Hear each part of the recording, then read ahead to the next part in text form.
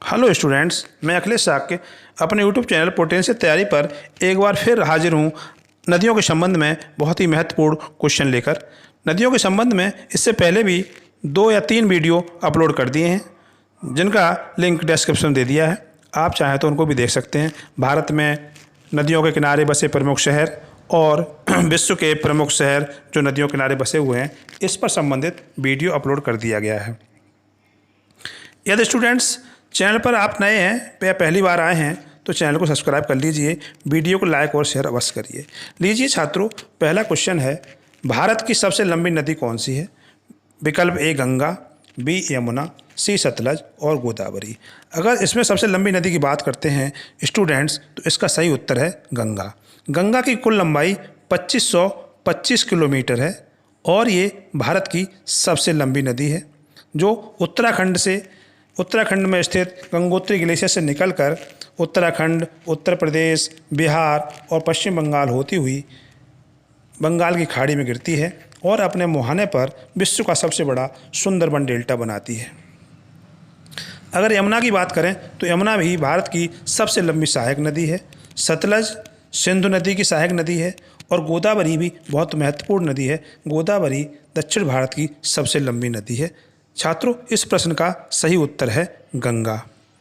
अगला प्रश्न है, दक्षिण भारत की सबसे लंबी नदी कौन सी है? स्टूडेंट्स, विकल्प हैं नर्मदा, कावेरी, गोदावरी, कृष्णा। दक्षिण भारत की सबसे लंबी नदी के लिए सही उत्तर है गोदावरी। गोदावरी नदी दक्षिण भारत की सबसे लंबी नदी है, इसे बृहद गंगा भी कहते हैं। नर्मदा की अगर बात कर लें तो नर्मदा पश्चिम वाहिनी नदियों में सबसे लंबी नदी है। कावेरी भी बंगाली खाड़ी में गिरने वाली नदी है। कृष्णा ये भी बंगाली खाड़ी में गिरने वाली नदी है। इस प्रश्न का सही उत्तर है गोदावरी नदी।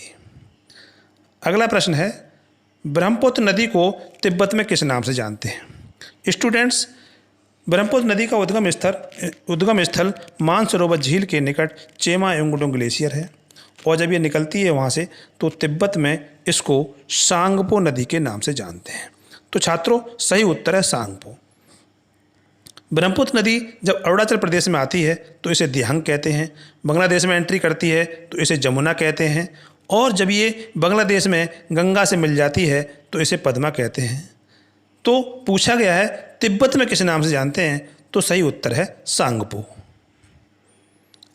अगला प्रश्न है, सोन नदी किसकी सहायक नदी है? स्टूडेंट्स, सोन नदी अमरकंटक से निकलकर मध्य बिहार में पटना के निकट गंगा नदी से मिलती है। तो सीधी सी बात है, तो फिर ये सोन जो है गंगा की सहायक नदी है। सही उत्तर है गंगा। अगला प्रश्न है, निम्न में से कौन सी सिंधु की सहायक नदी नहीं है? छात्रों, चिनाब तो सिंधु की सबसे लंबी सहायक नदी है। गिलगित भी सिंधु की सहायक नदी है और श्योक ये भी सिंधु की सहायक नदी है। किशन गंगा इस प्रश्न का सही उत्तर है। किशन गंगा झेलम नदी की सहायक नदी है। झेलम की सहायक नदी है। तो ये किशन गंगा नदी सिंधु की सहायक नदी नहीं है। अगला प्रश्न देखते हैं, निम्न में से कौन सी एक पश्चिम वाहिनी नदी नहीं है? छात्रों, पश्चिम वाहिनी नदियाँ वो हैं जो अरब सागर में अपना मुहाना बनाती हैं, जबकि बंगाल की खाड़ी में गिरने वाली नदियाँ पूर्व वाहिनी नदियाँ कहलाती हैं। तो यहाँ जो विकल्प हैं, विकल्प है ताप्ती। ताप्ती अरब सागर में गिरती है और एस्चुरी बनाती है। नर्मदा भी अरब सागर में गिरती है। माही भी अरब सागर में गिरती है। तो ये तीनों नदियाँ अरब सागर में गिरने वाली नदियाँ हैं। तो ये तीनों ही नदियाँ पश्चिम वाहिनी हैं। कृष्णा नदी बंगाल की खाड़ी में गिरती है, तो फिर इसका उत्तर यही है बंगाल की खाड़ी में गिरने वाली अर्थात पूर्व वाहिनी नदियाँ। पश्चिम वाहिनी नदी नहीं है, पूछा गया है। पश्चिम वाहिनी नदी नहीं है तो कृष्णा पश्चिम वाहिनी नदी नहीं है, ये पूर्व वाहिनी नदी है। अगला प्रश्न है, कौन सी नदी अपने मुहाने पर विश्व का सबसे बड़ा सुंदरबन डेल्टा बनाती है?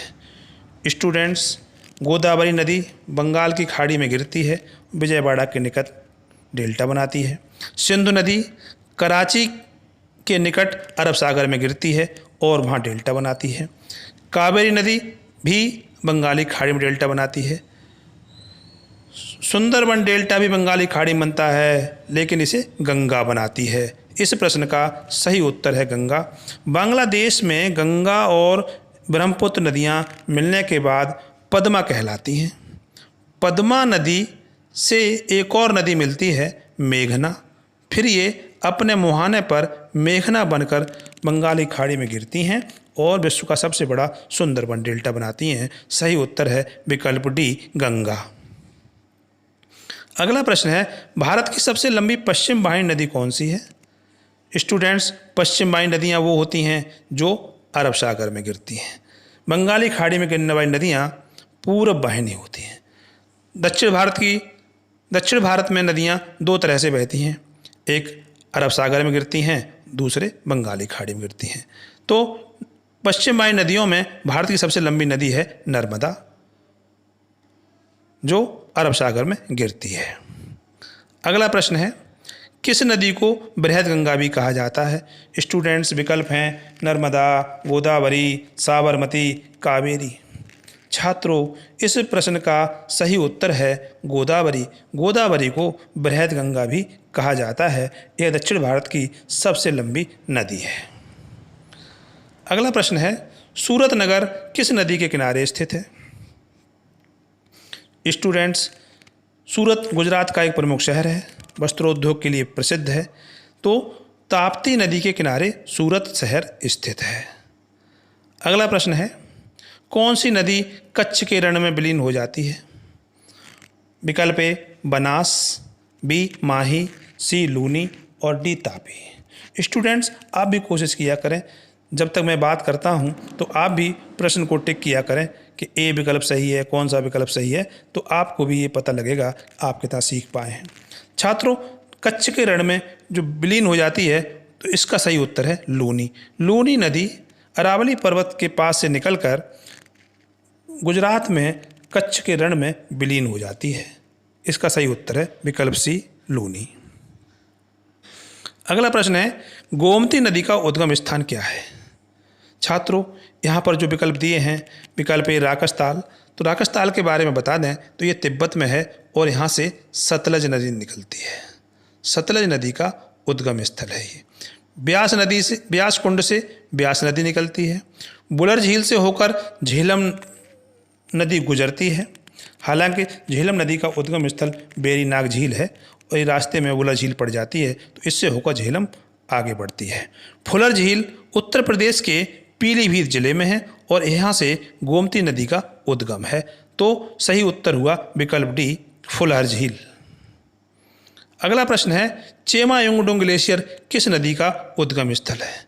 चेमायुंगडुंग ग्लेशियर छात्रों तिब्बत में स्थित है। मानसरोवर झील के पास ये ग्लेशियर है और यहाँ से निकलने वाली जो नदी है, इस विकल्पों के अनुसार सही उत्तर है ब्रह्मपुत्र। ब्रह्मपुत्र का उद्गम स्थल चेमायुंगडुंग ग्लेशियर मानसरोवर झील के निकट तिब्बत में है।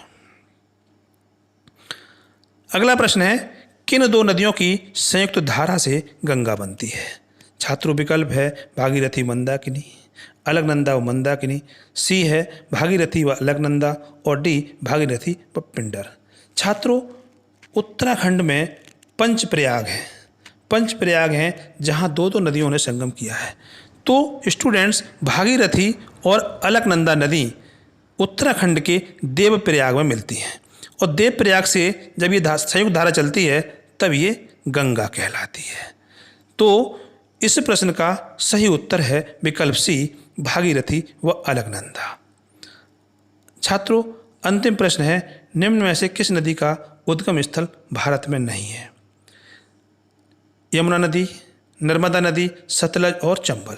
ये चार विकल्प आपके सामने हैं। यमुना नदी का उद्गम स्थल मैं आपको बता दूं तो उत्तराखंड में यमुनोत्री ग्लेशियर से है। नर्मदा नदी का जो उद्गम स्थल है वो अमरकंटक से है और सतलज नदी का उद्गम स्थल तिब्बत में राकसताल से है। राकसताल को राक्षस ताल भी कहते हैं और चंबल नदी भी हमारे भारत में ही निकलती है। तो इसका सही उत्तर है विकल्प सी। विकल्प सी के हिसाब से बनता है किस नदी का उद्गम स्थल भारत में नहीं है? तो छात्रों, सतलज नदी का उद्गम भारत में नहीं है, इसका उद्गम राकसताल तिब्बत में है और तिब्बत पड़ता है चीन में। धन्यवाद छात्रों।